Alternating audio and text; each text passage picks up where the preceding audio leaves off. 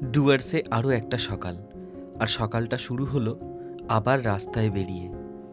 গত কয়েকদিন ধরে একের পর এক নতুন জায়গা দেখছি, কখনো পাহাড় তো কখনো জঙ্গল, কখনো বা আবার চা বাগান।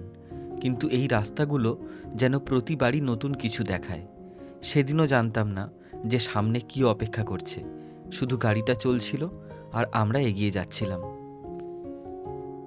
ডুয়ার্সের পথে এই জায়গাটার মধ্যে একটা আলাদা ব্যাপার আছে। চারপাশে পাহাড় আর জঙ্গল, আর মাঝখানে এত সুন্দর একটা শহুরে ব্যস্ততা। এটা মালবাজার।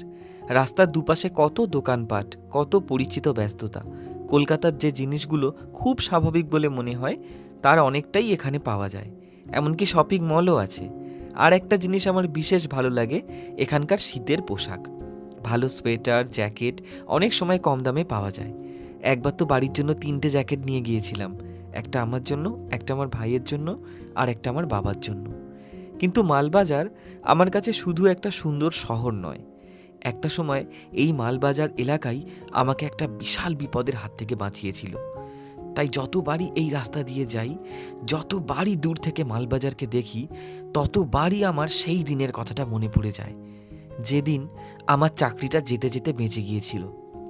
একটা সিনেমার কাজে এসেছিলাম এখানে, আর হঠাৎ করেই আমাকে বলা হলো পার্ক স্ট্রিট থেকে করে আনা এমব্রয়ডারিগুলো এখানে জঙ্গলের মধ্যে পাল্টে দিতে হবে। তখন কিভাবে সেটা ম্যানেজ করব, সত্যি বলতে আমি কিছুই বুঝে উঠতে পারছিলাম না। কোম্পানির কাছ থেকে একটা গাড়িও চাইনি। ঠিক তখনই সামনে দিয়ে একটা বাস যাচ্ছিল, আর আমি রাস্তার দিকে দৌড়ে এলাম আর উঠে পড়লাম সেই বাসে। বাসটা কোথায় যাবে সেটাও জানতাম না, শুধু একটা কথাই তখন মাথায় ছিল, যেভাবেই হোক আমাকে সমস্যাটা সমাধান করতেই হবে। বাসটা এসে দাঁড়ালো মালবাজারে। তারপর শুরু হলো আমার খোঁজার পালা। একজনকে জিজ্ঞাসা করছি আর তিনি আরেকজনের কথা বলছেন।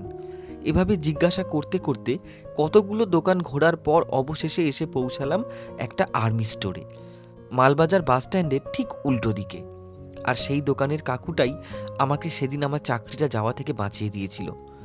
তার কাছ থেকেই সেই এমব্রয়ডারিগুলো করাতে পেরেছিলাম। সেই কাকুর সঙ্গে অবশ্য একটা গল্পও আছে, সেটা অন্য একদিন বলবো। তবে আমার একটা ইচ্ছা বহুদিনের, আবার যদি কখনো মালবাজার যাই, কলকাতা থেকে সেই কাকুর জন্য একটা প্যাকেট মিষ্টি নিয়ে যাব। কারণ হয়তো কিছু মানুষকে আমরা জীবনে খুব অল্প সময়ের জন্যই পাই, কিন্তু তারা আমাদের জীবনের একটা কঠিন সময়কে চিরদিনের জন্য বদলে দিয়ে যায়।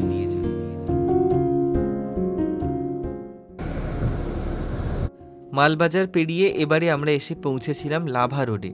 চারপাশে শুধু পাহাড় আর জঙ্গল। কিছু দূর এগিয়ে হঠাৎ আমাদের গাড়িগুলো থেমে গেল। বৃষ্টি হচ্ছিল ঠিকই, কিন্তু শুধুই বৃষ্টির জন্য নয়।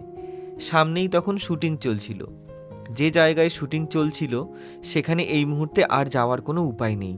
তাই জঙ্গলের মাঝেই একে একে দাঁড়িয়ে গেল আমাদের গাড়িগুলো। আর গাড়ির জানালার কাঁচের ওপারে তখন যে দৃশ্যটা দেখছিলাম, সেটা সত্যিই চোখ আটকে যাওয়ার মতন। পাহাড়ের গায়ে বৃষ্টি পড়ছে, নিচে শুকনো পাতায় ভরে থাকা মাটি, আর তার মাঝখানে ছড়িয়ে থাকা বড় বড় পাথর। গাছগুলো পুরো শুকিয়েও যায়নি, আবার পুরো সবুজও নয়, আর তার মধ্যে ঝিরঝির করে নেমে আসা বৃষ্টি। মনে হচ্ছিল জঙ্গলটা যেন নিজের মতন করে একটা ছবি আঁকছে।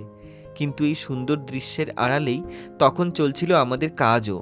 কারণ শুটিং মানে শুধু ক্যামেরার সামনে অভিনেতাদের দেখা নয়, ক্যামেরার বাইরে তখন আমাদেরও যুদ্ধ চলে। বৃষ্টির মধ্যে, জঙ্গলের মধ্যে সিন অনুযায়ী আমাদের আর্টিস্টদের পোশাক বদলাতে হবে।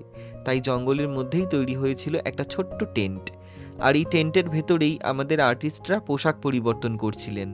বাইরে তখন পাহাড়ি বৃষ্টি, চারপাশে জঙ্গল, আর সেই জঙ্গলের মধ্যেই ক্যামেরার সামনে পরের দৃশ্যের জন্য তৈরি হচ্ছিলেন আমাদের শিল্পীরা।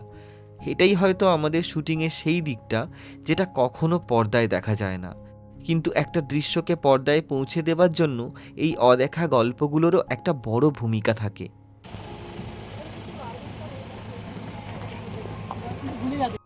যেখানটাতে বৃষ্টি হচ্ছিল প্রচণ্ড, সেখান থেকে বেরিয়ে কিছুটা মাত্র এসেছি 5 থেকে 7 মিনিট, অথচ দেখুন এই জায়গাটাতে একটুও বৃষ্টি নেই, একদম পুরো শুকনো খটখটে। এর কারণ এই পাহাড়ের দূরের দিকে যেগুলো একটু সাদা সাদা কুয়াশার মতন দেখতে পাচ্ছেন, সেগুলো আসলে কুয়াশা নয়, আসলে সেগুলো সবই মেঘ। একবার এসে জেনেছিলাম যে কুয়াশার মতন দেখতে হলেও এগুলো আসলে কুয়াশা নয়, আসলে এগুলো মেঘ। তো এই মেঘের দেশে কখন কোন মেঘটা ভেঙে যায় আর সেই জায়গাটাতে বৃষ্টি হয়, যে কারণে এগুলো এই জায়গাতে কখনো কখনো ওয়েদারের এরকম ঠিক থাকে না, মাঝে মাঝে হঠাৎ হঠাৎ বৃষ্টি, আবার কখনো হঠাৎ করেই শুকনো। কি অপূর্ব সুন্দর লাগছে দেখুন, পাহাড়ি একটা নাম না জানা ফুল, দেখতে অনেকটা সেই অসত্য ফুলের মতন, কিন্তু গাছটা অন্যরকম, অসত্য নয়।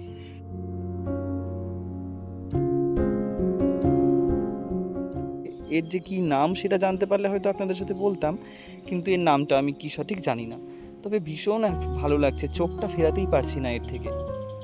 আর এখানে প্রচুর প্রচুর টগর ফুলের গাছ রয়েছে, এই ঠিক পাশে একটা ফুটে আছে। আর তবে আমাদের ওখান থেকে সাদা টগরের সাইজগুলো এখানে বেশ বড় বড় দেখুন। এই ফুলটার থেকে চোখটা ফেরাতে পারছি না, জাস্ট অসাধারণ সুন্দর লাগছে ফুলগুলো দেখুন। পাহাড়ের বুক চিরে নদীটা যেমন নিজের মতন করে বয়ে চলেছে, হয়তো জীবনটাও ঠিক এমনই।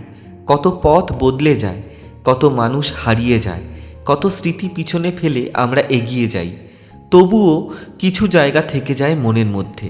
তাই ফিরে এলে মনে হয় কিছু পথ আসলে কখনো শেষ হয় না। নর্থ বেঙ্গল আমার কাছে শুধু একটা ভ্রমণ নয়, এটা কিছু মুহূর্ত, কিছু মানুষ আর কিছু পুরনো স্মৃতিকে আবার ছুঁয়ে দেখার গল্প। আজ এখানেই শেষ করছি, কিন্তু গল্পটা সেটা এখনও বয়ে চলেছে।